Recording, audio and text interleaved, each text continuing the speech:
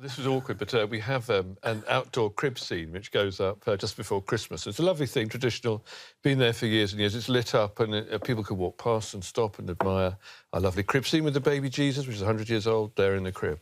So one year, just before Christmas, there was a whole crowd of people outside and I went along and I thought, lovely, the magic of the Christmas story, and they were all crowding in and looking, and there was a good feeling. And I looked in and found out that someone had taken the baby Jesus out of the crib and put in a velociraptor instead.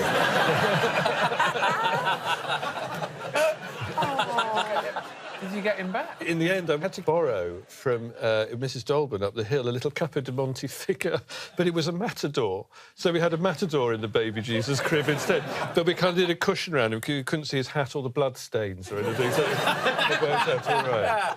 But it's lost forever now, the baby Jesus. Whoever had the baby Jesus, well, you know, we're down a baby Jesus, but we're up a velociraptor, so, you know, all is not Every lost. cloud. But it happens a lot now, is that the sort of cultural reference points have got a bit obscure now. We had a nativity, and we have a living nativity in church, which the children come and do. And I went up to do my thing, and I discovered that the three kings were there. We had Caspar, Balthazar, and Darth Vader. As Charlie had kind of got the brief from, and then he poked Mary with a lightsaber. Which is not really, strictly speaking, part of the Christmas narrative. But we busked it, it was fine.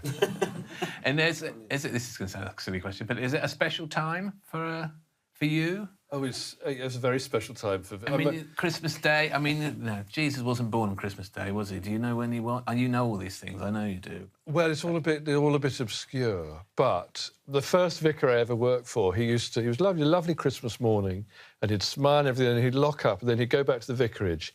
He put on his pyjamas, took a bottle of vodka and went and watched The Sound of Music.